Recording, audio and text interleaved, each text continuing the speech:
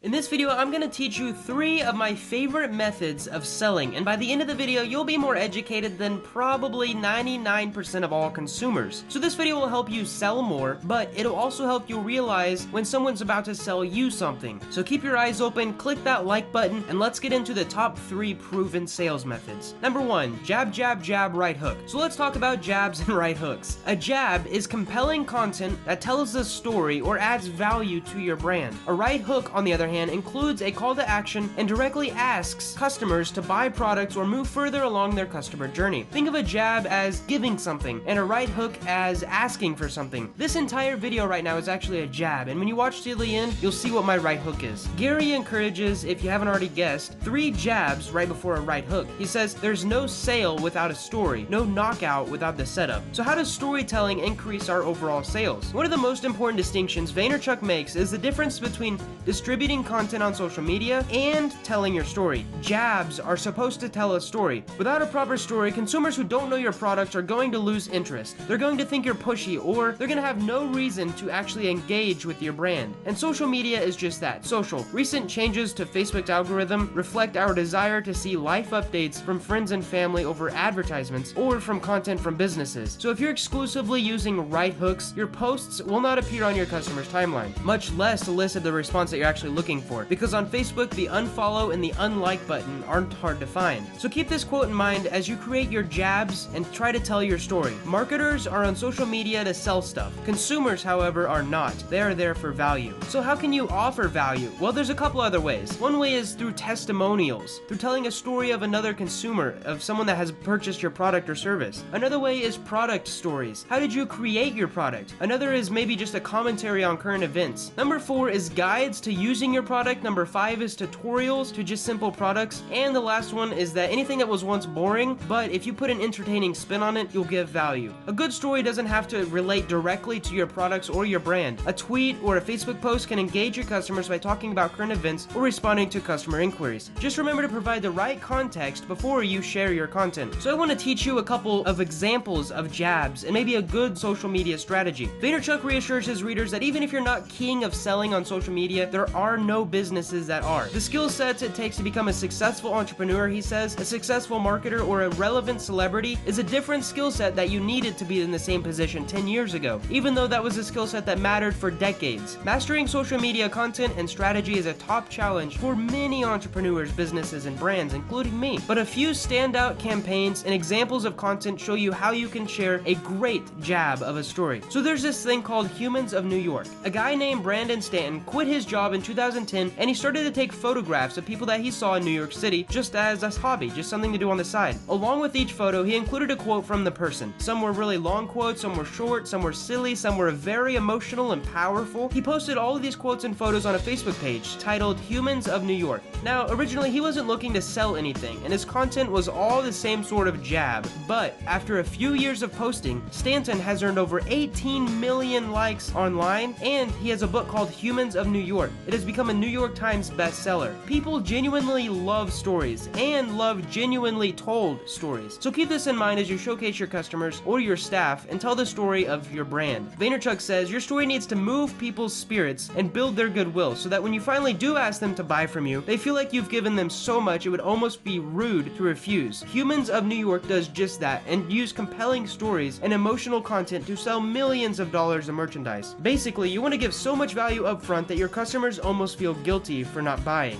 Method number 2 that I absolutely love and has worked throughout time and history is something called story selling. So what is story selling? Selling with just a story. It's really simple, right? Well, story selling has a very simple definition, but creating an effective story that actually sells your brand is not a simple task. Story selling goes one step beyond storytelling. It incorporates your brand as the star of the story without forcing a sale onto anyone who's listening. Now, one thing you need to know about psychology is that the brain loves stories. Stories sell because they hit us in a place that hard logic can't get to, aka the heart. A long list of facts and figures and numbers might be informative, but they don't make us feel warm and fuzzy. We love stories because they speak to our emotions, not just to our logic. Even if we have a list of practical features and factors that we're looking for in a product and they match our needs, we will eventually make a purchase decision with our emotions. So how can story selling replace traditional advertisements? Let's look at one example. You may have seen Lush Cosmetics on Facebook or Snapchat. They're one of the fastest growing cosmetic brands in the world with over 900 retail stores in over 45 countries. But when they first opened up their first shop in 1995, they didn't take out a single advertisement. All of their business was generated from just word of mouth. Their story spread across the globe because they had an amazing story. Tesla and SpaceX initially followed the same plan, with their CEO Elon Musk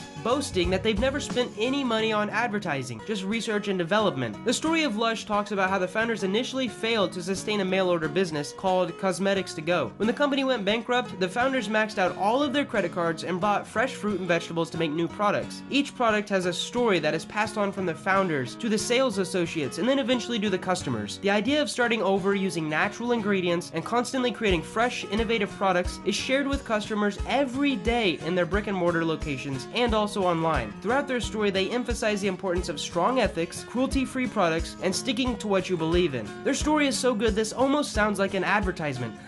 Sales representatives are encouraged to mention these ethics and the story of Lush every time they talk to a potential customer. Even if you don't talk to a single employee of the company, you can find Lush's stories everywhere in the shop. Their mission statement is proudly displayed in the windows, and you can physically purchase their story in a book. Even after decades of opening new shops to different customer segments around the world, Lush's story still supports their brand. Now, let's move on to method number 3, something called a yes ladder. Are you a sales representative? Yes. Are you looking to boost your own sales? Yes.